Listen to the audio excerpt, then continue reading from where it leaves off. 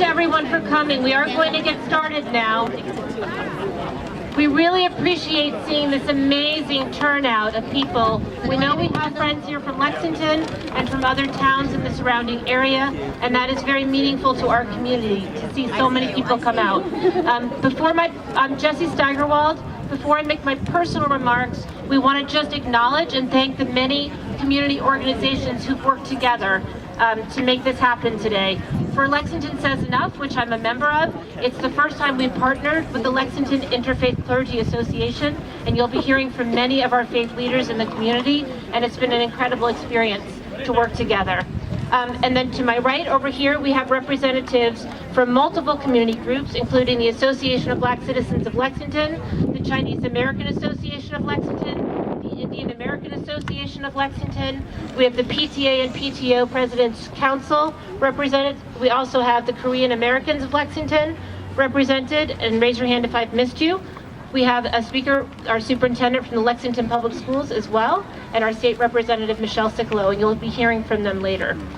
I just wanted to say that it's so important today that we've been able to pause and gather, and that we have with us many things happening in one day.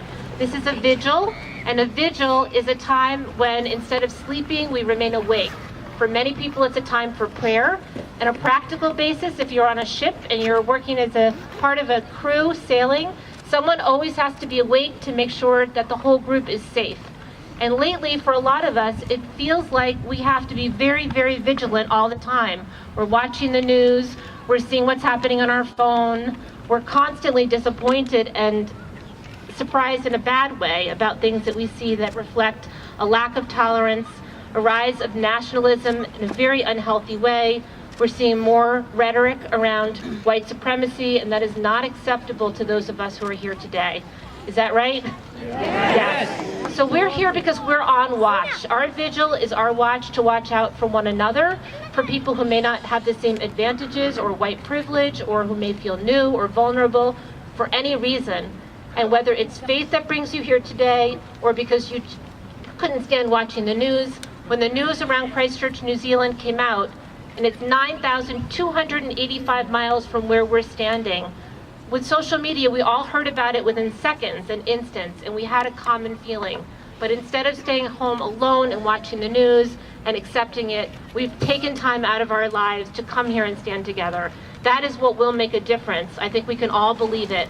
And I would just ask you, as I introduce a partner in planning who will speak next, to just keep that in mind. We're not going to allow these things to happen, not on our watch. Join me in just saying, not on our watch. Not on our watch. Thank you. Please welcome Reverend Ann Goldor. I said Ann. Andrew Goldor.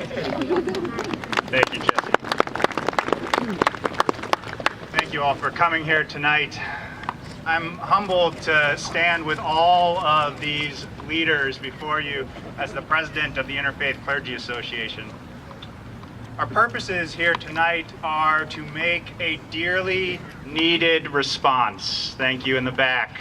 Our purposes here are to make a response to the horror and the hatred that attacked our friends and our siblings in New Zealand 9 days ago. So we come here to remember the beloved of God killed in their place of prayer. We will read their names and we will hear prayers of blessing upon them from several different faith traditions. And we are here to declare with our Muslim neighbors and friends, this is your community. You are valued here. And in this moment of grief, may our gathering here tonight be a sign of hope. Even as we mourn, even as Al Noor and Linwood mosques join in awful sisterhood with the Tree of Life Synagogue in Pittsburgh, and Emmanuel AMC Church in Charleston, and the Sikh Temple outside Milwaukee, we stubbornly continue to believe that history will yield to promise.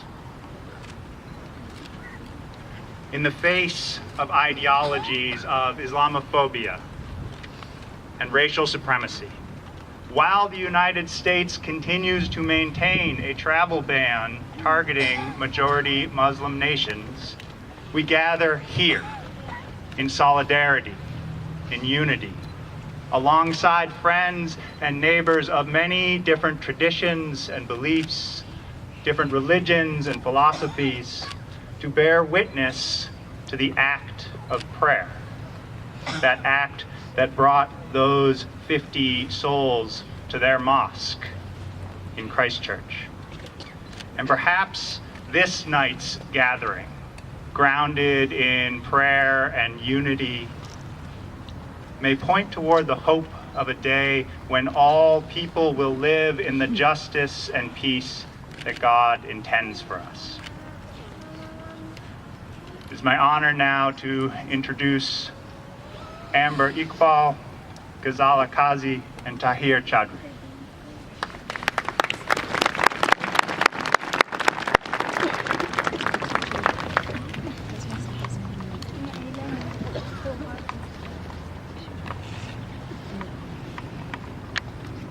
أعوذ بالله من الشيطان الرجيم.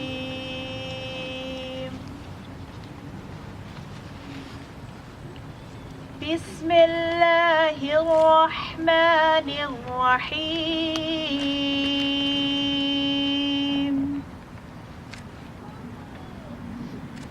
يا أيها الناس إنا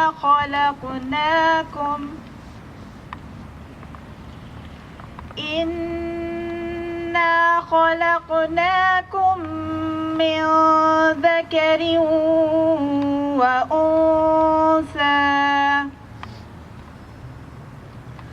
وجعلناكم شعوبا وقبائل لتعارفوا إن أكرمكم عند الله أتقاكم إن الله عليم خبير. Now I'm going to translate what Amber just said in Arabic. O mankind, we created you from a single pair of a male and a female, and made you into nations and tribes, so that you may know one another. Surely the most honorable of you in the sight of God is the most righteous of you, and God has full knowledge and is well acquainted with all things. صدق الله العظيم.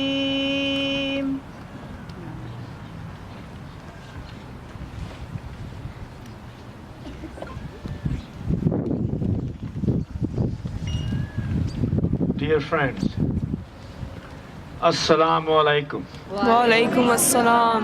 I was going to say how you answered that back, but you already know. Assalamu alaikum again, louder please. Wa alaikum assalam. So translated that in English, it means may peace be upon you. This is a form of greeting in Islam for those of you who don't know. For those of you who don't know me, my name is Tahir Chaudhry.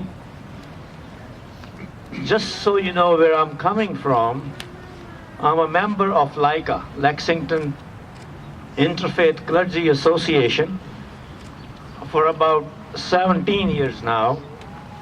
I'm also a past president of Islamic Center in Wayland and a 30-year resident of Lexington.